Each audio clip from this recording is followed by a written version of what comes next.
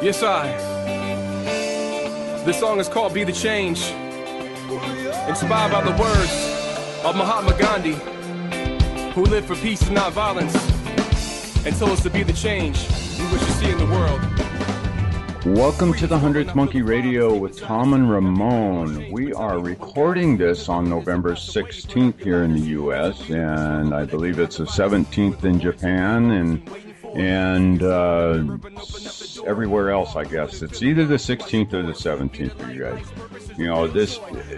Since this is now a worldwide community, I guess now, Ramon, we're connected instantly around the world. And tonight shows another example of our technology and the way we are, instantly connected anywhere on the planet we want to be now, and the information is out there, and it is definitely flowing.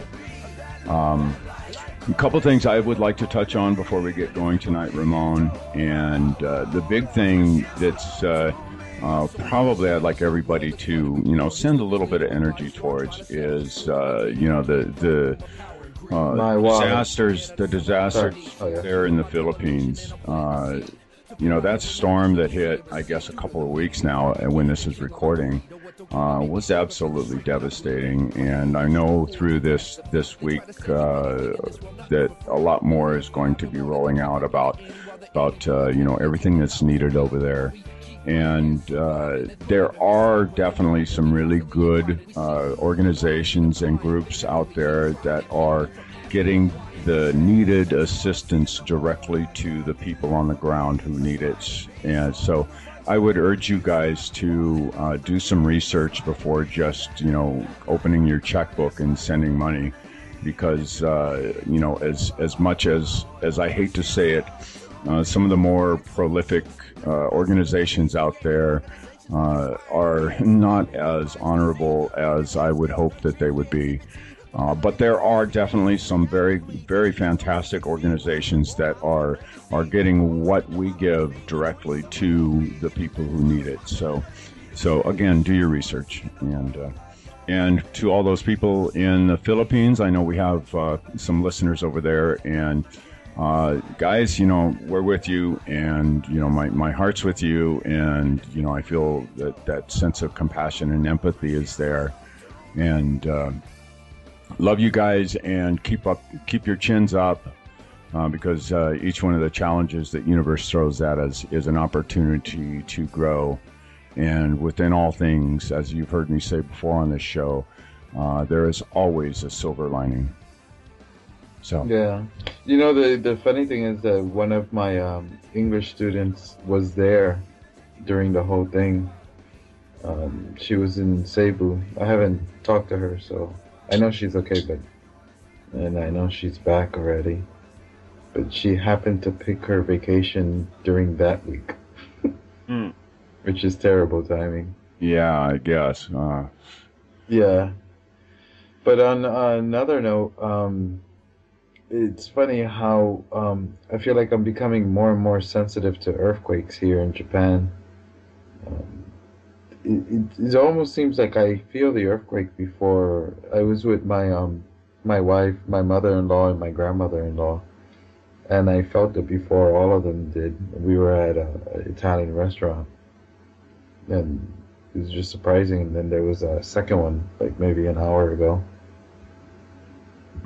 So these were are these offshore quakes, or no? This one was on land. The first one was on land. The second one, I don't know. It was on land. It was a 5.4, and it was actually where the epicenter was, where I usually teach. I wasn't there today, but it's about if I take the train, about 45 minutes from here. By train. So any damage from these? I know the ones that even if they are smaller magnitude, if the epicenter is on land, that They tend to have a little bit more damage, physical damage to property versus the stuff that happens out at sea tends to not have nowhere near the same types of effects on land. Yeah, I haven't heard anything from my friends who live right there, but as far as like here, no, nothing at all. These buildings are pretty good, actually. I think it really has to be like the only time I've seen damage was the 2011. After that, any other earthquake doesn't really. Right. Yeah. So Tom, who do we have? So, well, Ramon, here in the last few months, I've been, very conscious of, and I focus mainly on the content of my words and how, what I'm projecting out into the world, how I talk and how I interact with others. And I've been very conscious about the content, specifically because I know that there is a tremendous amount of power that each of us bear into the world as we interact with others, as we speak, as we dialogue, that we are constantly projecting into universe, and these things are reflected back to us in some form or fashion. And so when this guest came across to us, I was extremely excited to get her on the show and delve into this other aspect of the voice. Tonight we have author Lisbeth Hultmann, a Danish professional opera singer and a certified gestalt therapist, as described in her book, The Power of the Voice, the correlation between your voice type and your personality.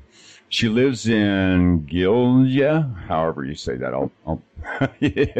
Anyway, the power of the voice. There's another thing about being so connected to the world. We have some interesting words out there. Anyways, the power of the voice offers you the tools to understand which kind of voice type you are, which advantages and disadvantages it gives you, and how to work with it. So if you want to know more about the many possibilities of expression of your voice, or if you have trouble with speaking too loud, too low, too fast, or if you mumble or get hoarse, which makes your communication insufficient, you will receive help in this book. Lisbeth Hultmann, Power of the Voice, welcome to the 100th Monkey Radio. Thank you, Tom. I'm very pleased to be here. Thank you. Oh. Ramon, would you like to lead off? Yeah, let's start off. How did you get into this? What gave you the idea that the voice is actually something important? Yes, I think I have it with me from the very beginning of my life. I was brought up in a spiritual family. My parents were very interested in a Danish philosopher called Martinus. And from the very start, I had this spiritual background with, always seeking deeper meaning with life. And when I then started my singing career, this ground of spiritual ground was with me, so to say. And I think I was listening a lot to voices, and I was seeking this deeper meaning and trying to get beyond the words, beyond the masks, beyond the scene, and getting more into the authentic part of the person. So I think that has been that leads me to write this book and to search for the authentic voice in people, which I am very, very excited about when I hear it. Was it more of a trial and error, and or was there is there much information out there right now about the voice and understanding patternings and et cetera, et cetera?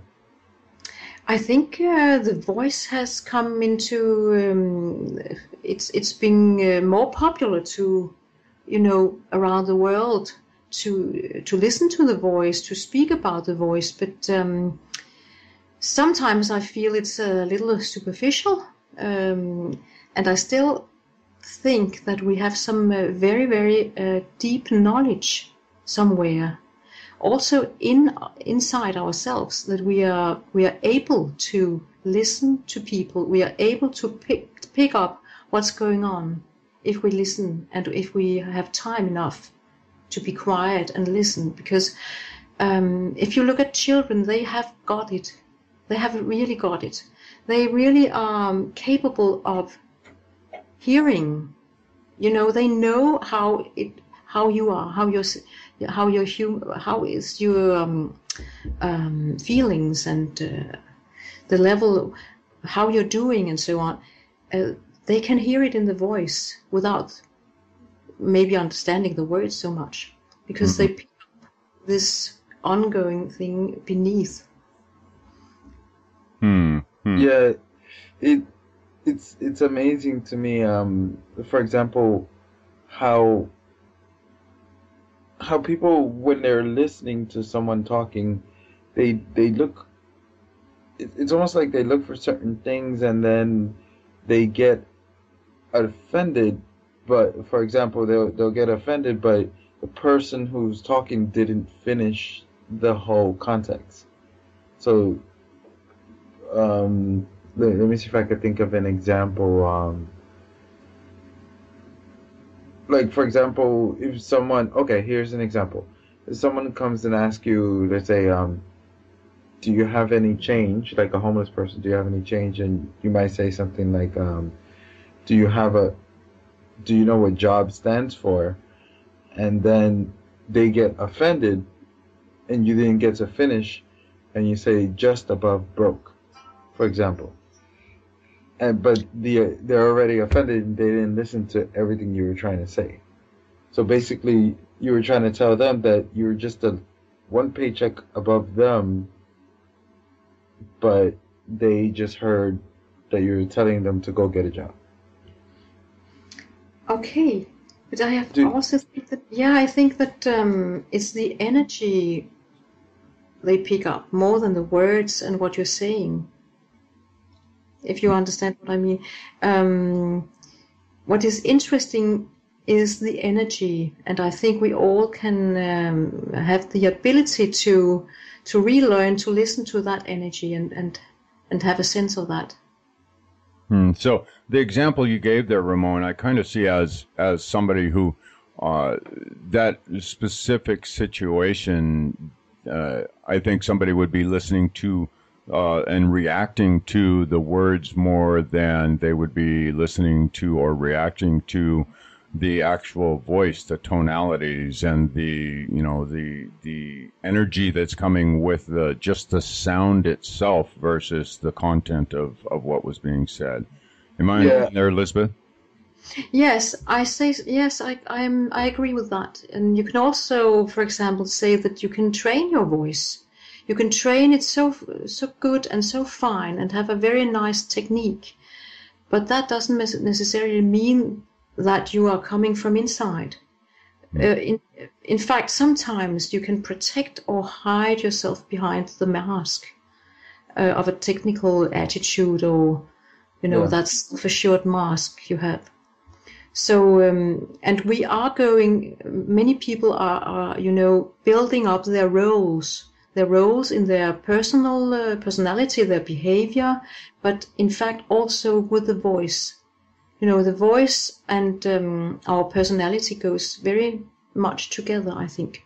And if you train or you're training, you try to listen deeper, you can hear from the level of energy, which I think still children are doing.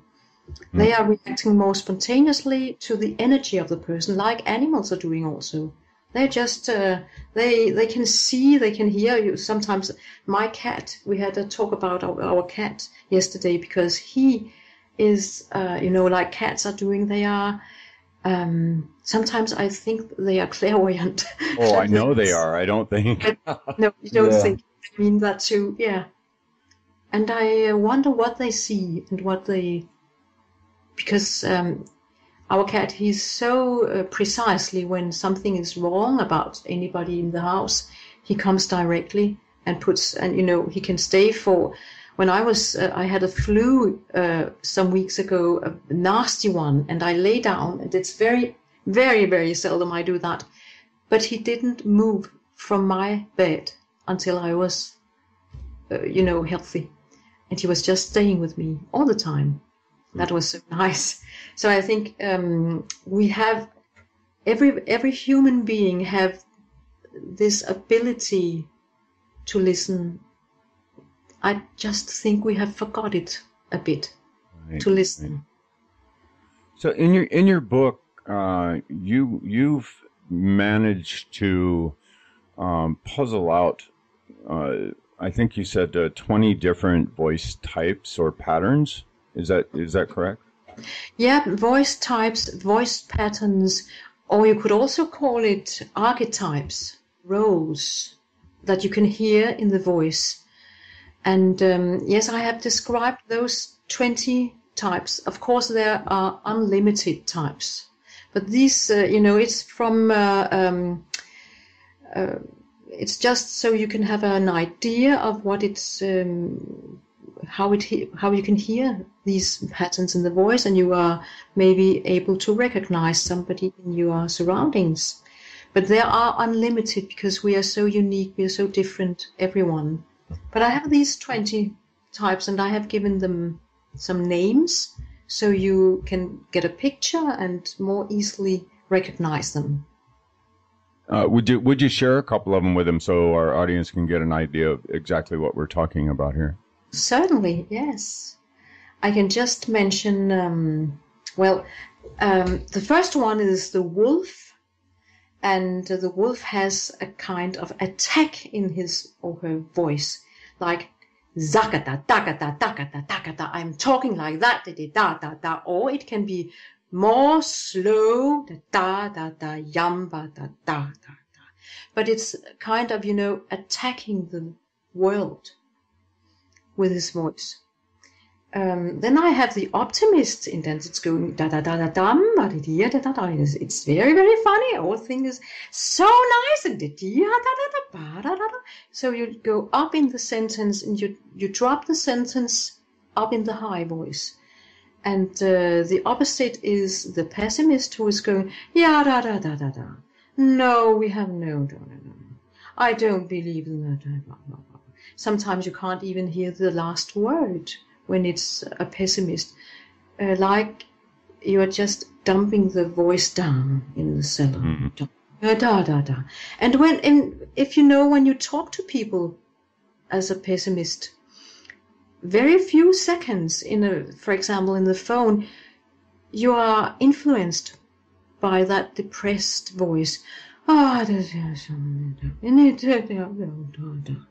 You can feel it. You relate to that. So that was the first three of them. Then I have the starter, and there is the energy of the beginning, in the beginning of the sentence. Always starting in the sentence, and then they are dropping away, being there, and then they are losing their energy. Or the opposite, hanging by a thread, I'm calling it. The energy comes into the end of a sentence. So you're just creeping in, and then you're coming. At the last moment, you're there.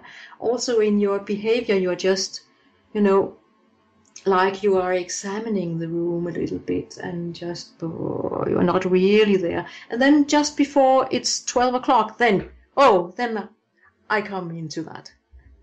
The same behavior is there also in the voice. And then there's the echo, and the echo is a very, very clever voice, because the echo imitates everybody else. It's very, very fine imitating. They're very good at that. Like, what do you call that animal in English who can shift the colors? Chameleon. Chameleon, yeah, right. It's like a chameleon that you're going into. Just the surroundings you are in. You're just imitating them, and at the same level in this person is that you are you don't never know where the core of the personality is. You can't really get it. It's just like, I don't really who is this person? Right. So you are changing all the time. Very good at that. And maybe they are changing also kind of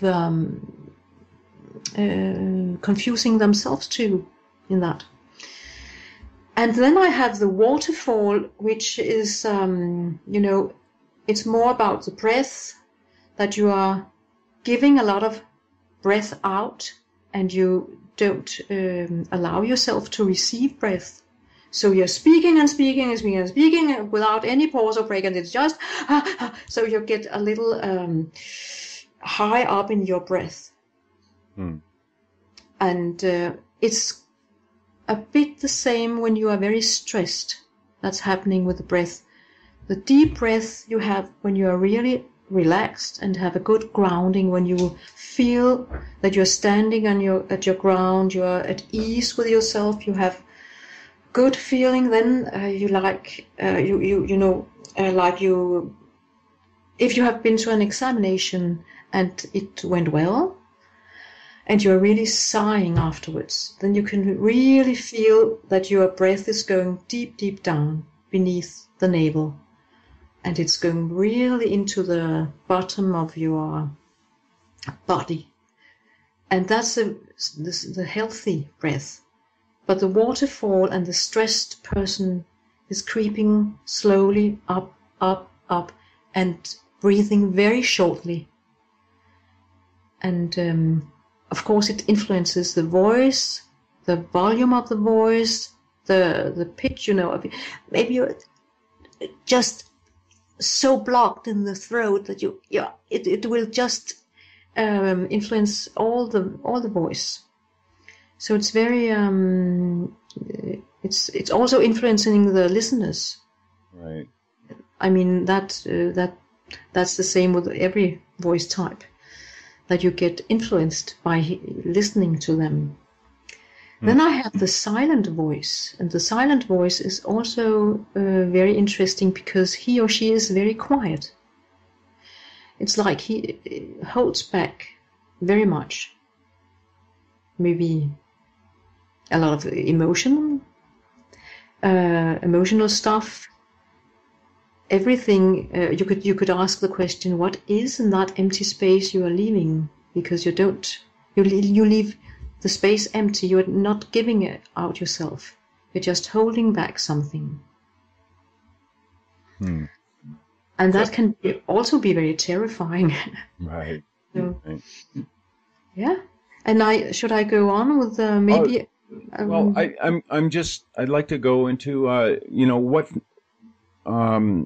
Please. I suppose that is this a good way? Would you say this is a good way to actually read how a person is then, or where their mental and emotional state is at the time, or would you say that from your experience that you've seen that a person typically will carry that same type of patterning through all their interactions with all their dialogues, or do you think it reflects more of their current status? Yeah, that's an interesting question, I think. Very, very good question, I think. Yes, it's both. I think it's all times, it's always a current state. The voice is always having a level of the current state you are in. It's kind of revealing what is going on right now at the moment. But if you train your listening abilities, then you can also hear that deeper down, maybe there's some other patterns. When you are used to listening, you can hear deeper patterns of the voice, maybe more deepen emotional states. But so it's both. It's more complicated than just one thing. There are several levels. Right. You said if you can train your listening, what exactly do you mean by that? Yeah, I just mean that you use your awareness of pay attention to what you hear. Because I think most people are hearing a lot because we do it as we are children. So we can do it, we still do it, but maybe we are not aware of what we are hearing because we are so used to be more focused at something more outer and also we are more focused, not so auditive, but more visionary. We are so, you're looking at screens all the day, and televisions and computers, and we are going out and we have a lot of focusing at the visionary things in life. And maybe we have forgotten a bit about the auditive way, as my grandparents, they were listening more, I think, because they sat in silence. Every day they had 1 hour. When it was beginning to get dark, we had a certain name for that in Denmark. Maybe it's all, I don't know if other countries have the same, but they were sitting 1 hour, just in silence, listening, like a meditation or so. But I think we all have, to come back to that, we all have that ability to pick up what's going on at the auditive level. And we can train that by being more aware of what we're hearing. For example, try to describe one person in your family. You know his or her voice so good, but can you describe it? Then it's for many people it would be, wow, what kind of words can I use? A little bit difficult to do. So it's about pay attention to what you are aware of, because I know that you are aware of it. We react to it. I mean that. Right. Yeah. So, has any of the scientific community picked up on or done much research into the science of the voice or anything along those lines? Yeah, I think some have. I don't think that we have done a lot of that in Denmark. I don't know of any scientific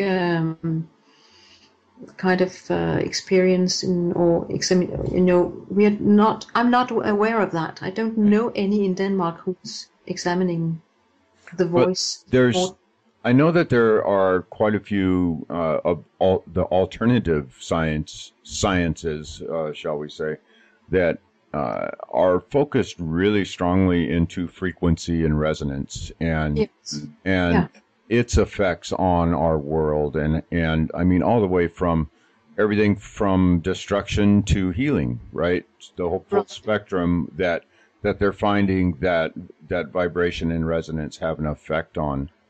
And I'm just seeing what I'm seeing here is this awareness and understanding of a deeper understanding of the voice and the tonalities and the patternings that you're talking about could give a person a much deeper and fuller understanding of how these different tonalities and resonances and vibrations, how they can actually take those and consciously apply them into the world, into their lives to bring, to help raise things up.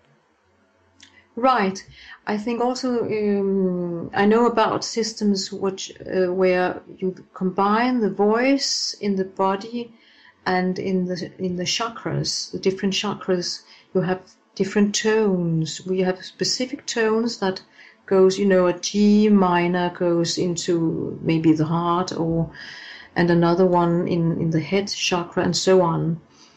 But the way I work, I want people to find their personal voice that reflects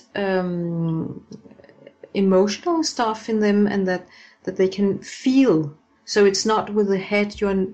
As you say, this system says that you have to have the G minor here also.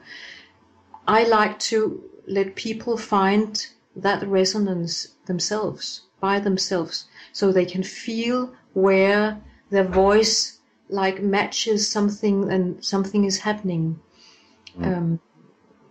If that is clear. So maybe I go a long way for that.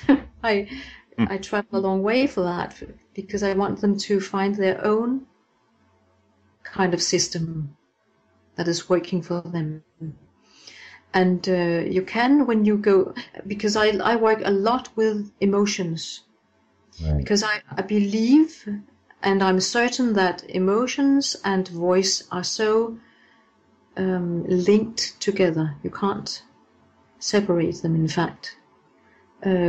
Emotions without sound are not fully expressed. That's my opinion. And we are not very good in our society of expressing our emotions. It's a bit dangerous still for many people. Right. Something we can't control our emotions. And again, if I compare to children, it comes directly out of them. Directly. And that is very healthy and very releasing. And it has also, emotions with children, you can hear it. It has sound. So again, the sound is very profound and it's very basical. How did, it seems like it would have taken a tremendous amount of work and observation to be able to actually put together what you've put together here. I mean, to sort out all and tie together all the different types and emotions and all the different aspects that you figured out in the voice. I guess I'm going back to the question I started with. This was a trial and error type issue or not issue, but a process for you? Is this what am I correct in assuming this, that you well, I guess I'm asking, how did you figure this out? I mean, it just kind of like, I don't know how to put this question. I've got it in my head, but I can't express it. Here we go. The voice. Yeah. I think you are getting. It's very clear. It's quite clear for me what you're saying. It has been a long process. It has been a process, certainly, and I have worked with this for 25 years or so, or maybe more. I think I've always been, listening to voices, always being there in it has been my drive that I would like to go into something, find out of what is behind that.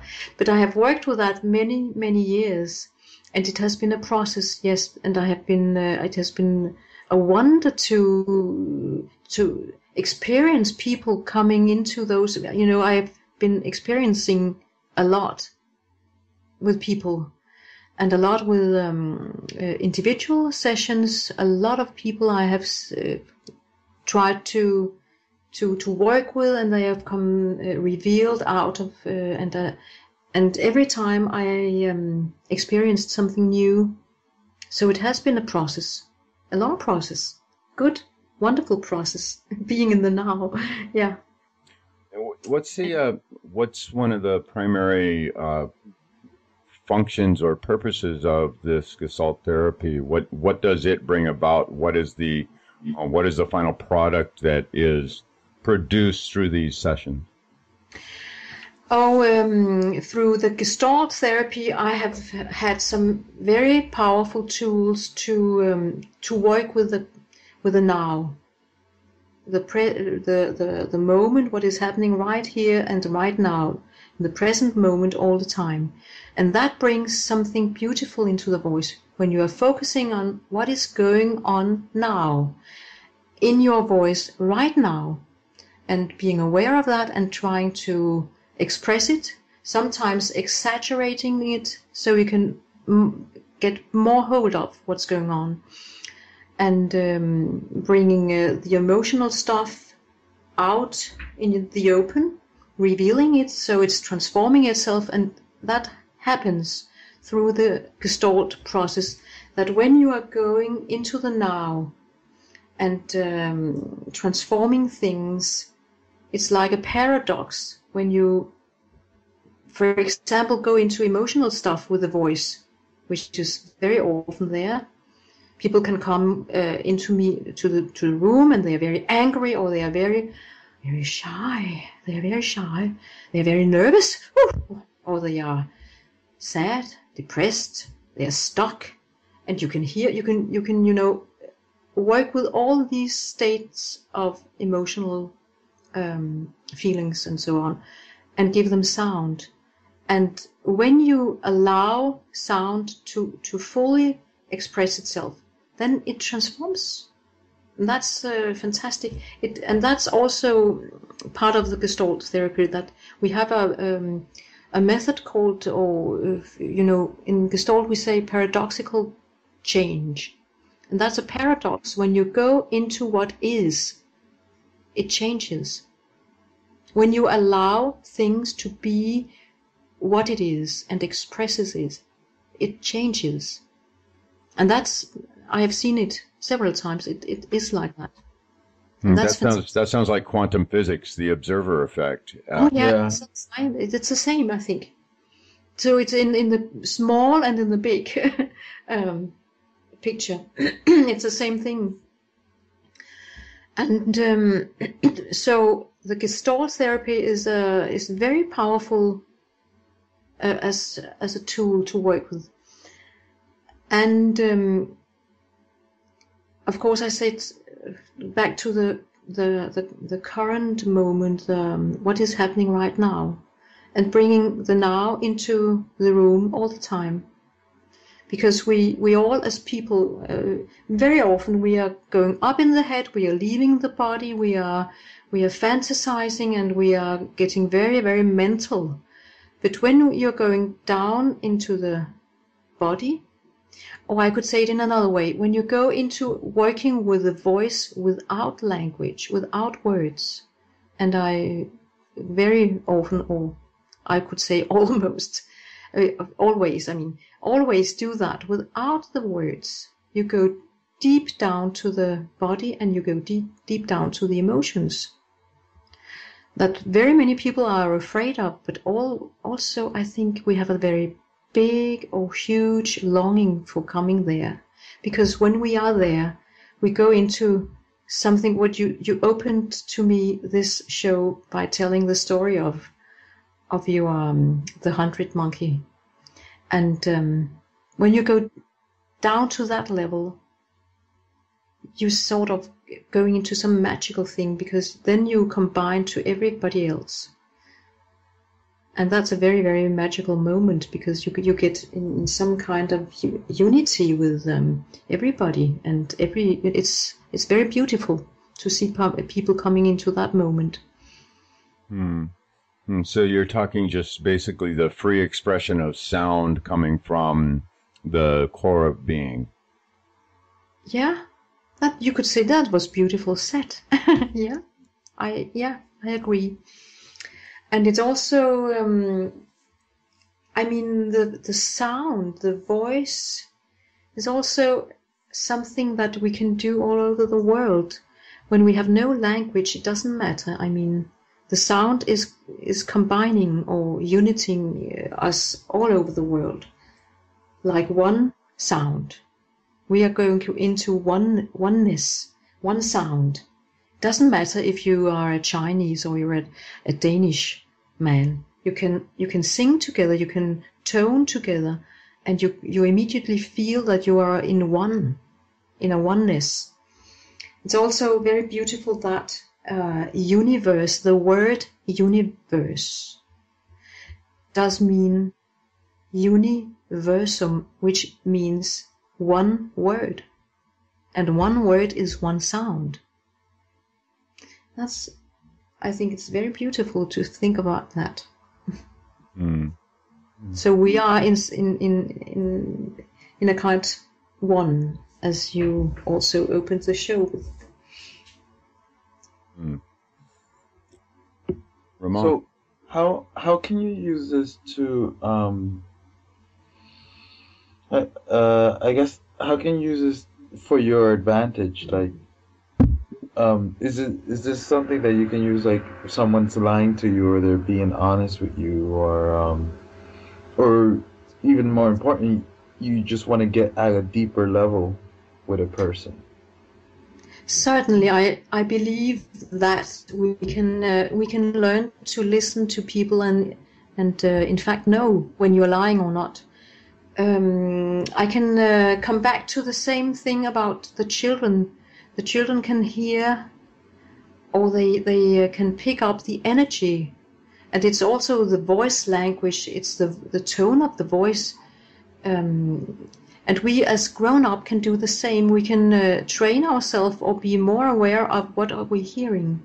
Because very often I think people know the situation when you go from, for example, a meeting. You have, and the person was very, it was very right what he was saying. You agreed, and it was common sense and very good and so on.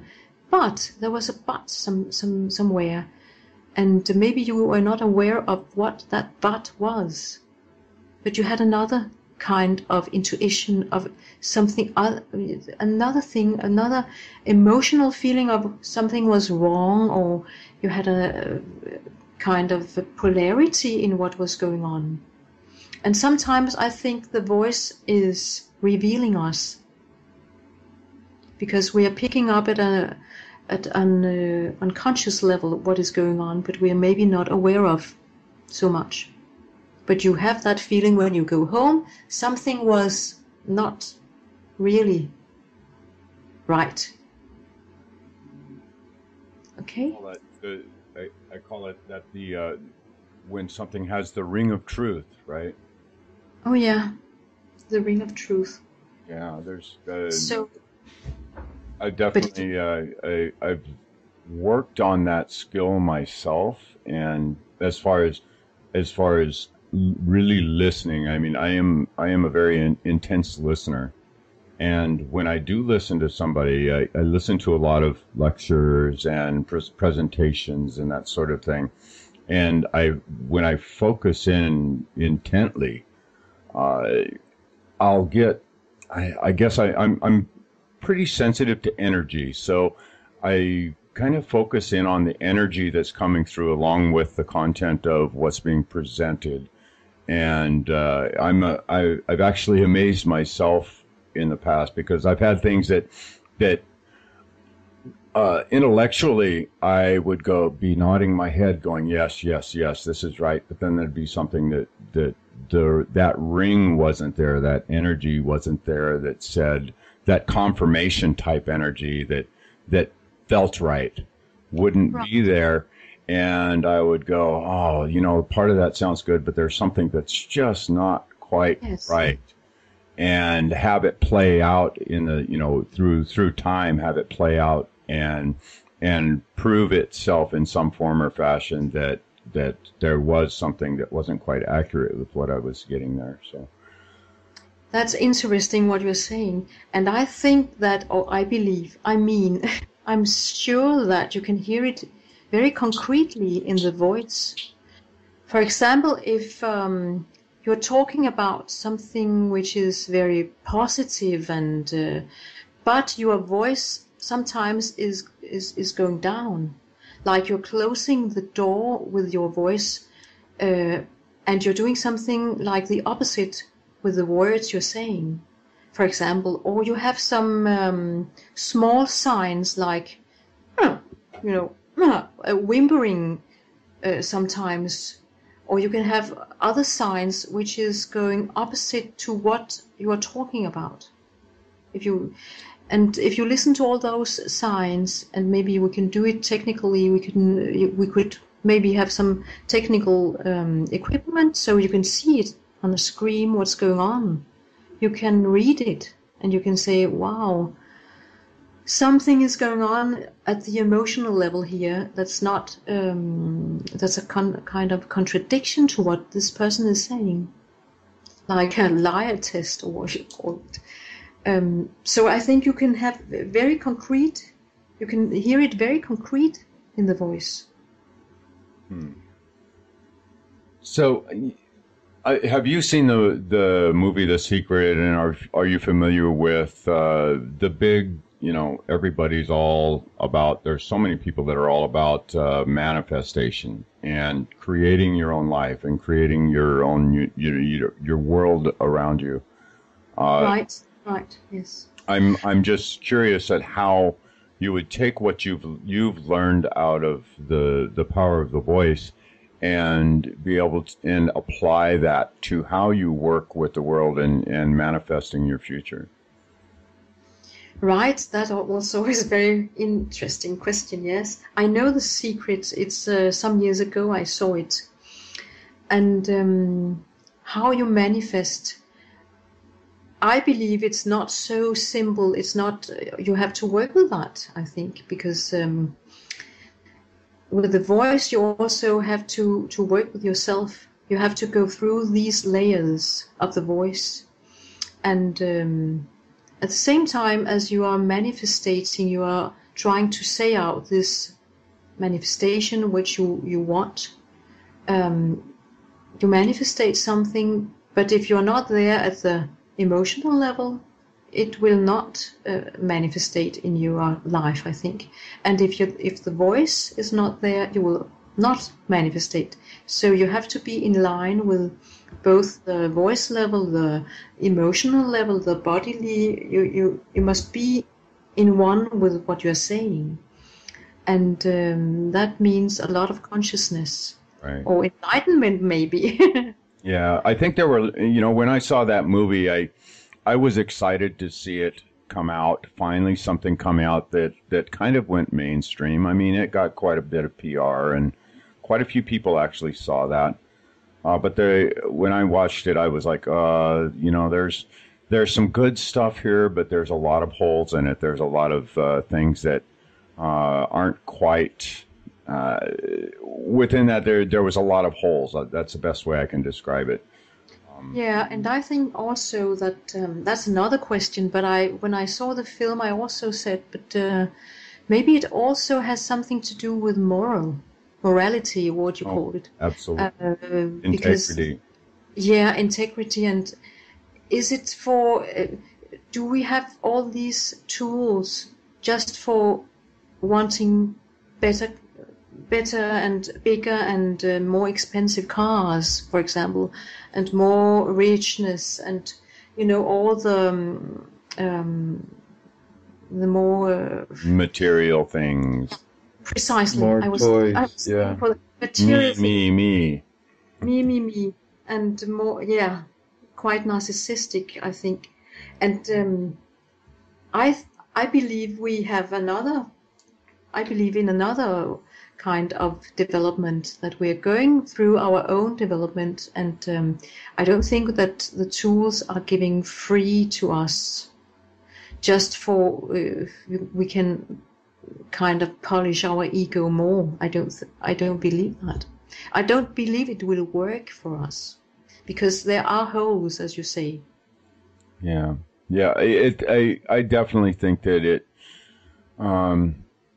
that there was a lot of things put out and there's not just from the movie The Secret, but there's a whole group that's surrounding that sort of mind frame that is actually, I mean, I kind of see it as a deterrent to our growth, because it does have a tendency to turn the focus back into self and materiality, and instead of focusing more on relationship and more on community and more on unity, it has a tendency to divide, I think.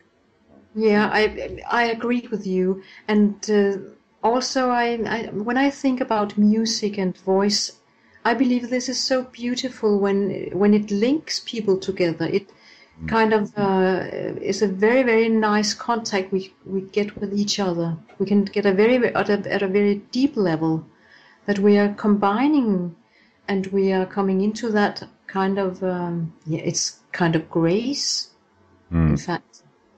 And also we can talk about the soul. It's also healing the soul within, and finding that we have a community together when we sing together, when we reach each other together with sound. It's very beautiful, I think. Yes. And it's also, we're not loneliers. We're not lonely people then. We are not islands anymore. We combine our islands then and have a big country. Some of the most amazing energetic experience I've had have been in like group tonings. And, really? Oh yeah. Yeah. I've been in a couple of fairly large group tonings where we're talking a couple of hundred people all toning together at the same time, and just absolutely lighting my spirit on fire. We're talking. I can't speak Kundalini experience because I've had such amazing chakral type expressions within my body that I don't know. I suppose others would call what I've experienced the Kundalini experience, but I just get so lit up and stuff like that I go into that bliss state, you know. It's absolutely amazing. and those group tonings are I love the Om. That is my most favorite sound, especially for my meditations and stuff. That is my absolute favorite. The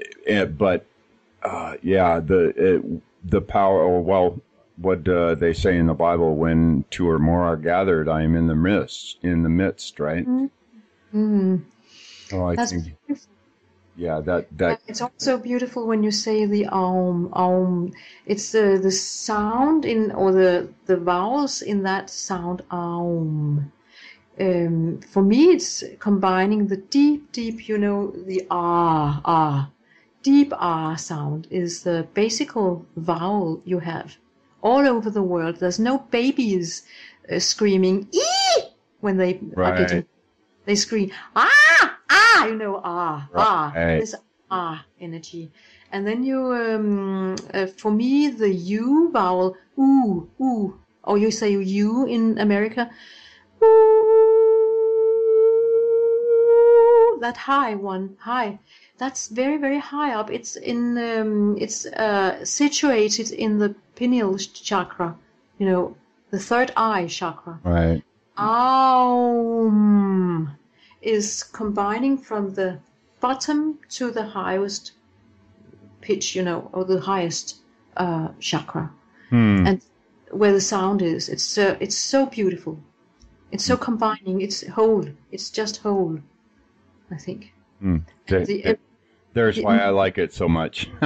Yeah, I think so. It's just I get excited about that. And also I had the inspiration when you were talking, Ramon, were talking about in the beginning about those earthquakes, that I believe if we can put together people in some, circles, sound circles, we could do a lot. We could heal a lot of the world, of the earth. Maybe we could heal some earthquakes with sounding. I'm sure we could. Yeah. I got inspired. I think that's the picture when you were talking about the earthquakes. There's a lot of earthquakes in this time of around the world. Yeah.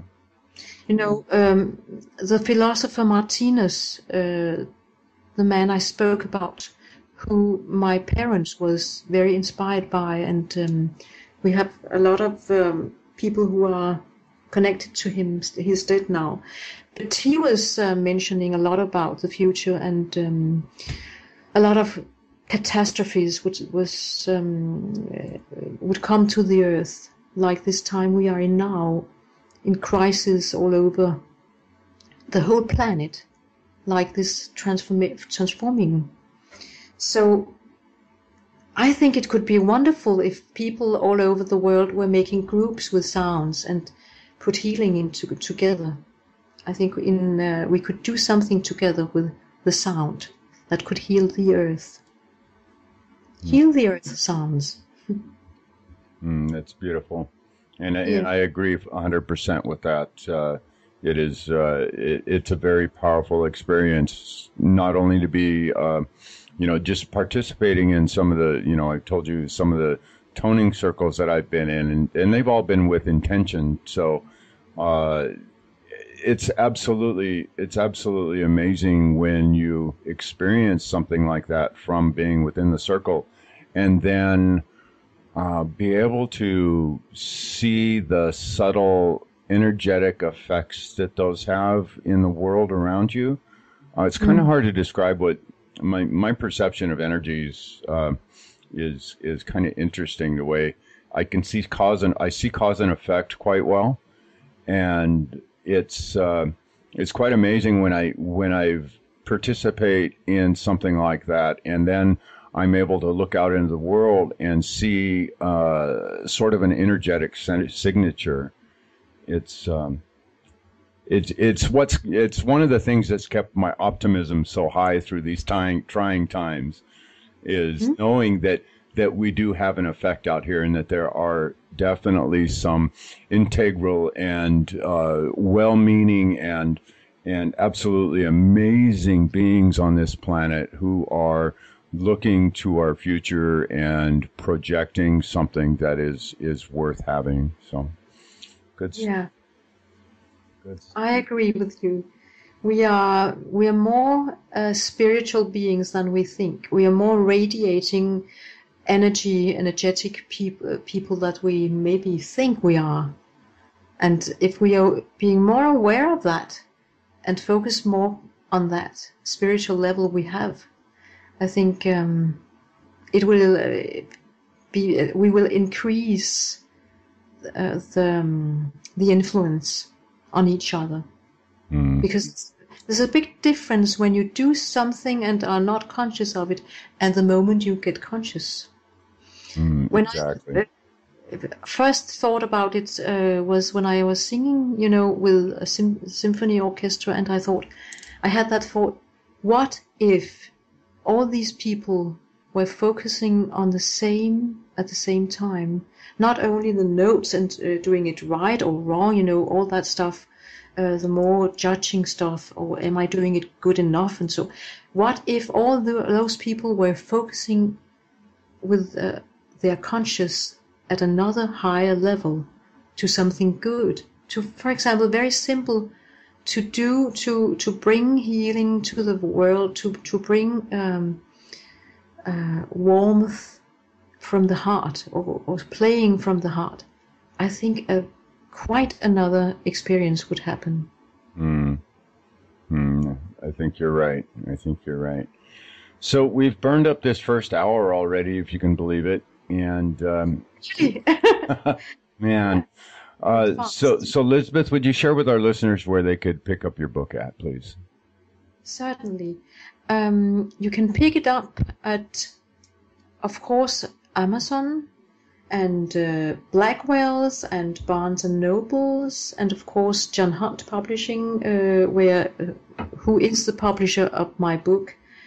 And you can also go, if you like to see something of my work, you can go to my website, which is www, and then it's called Voxmondo, and it's VOXMONDO.DK. Voxmondo, and that means a world of voices.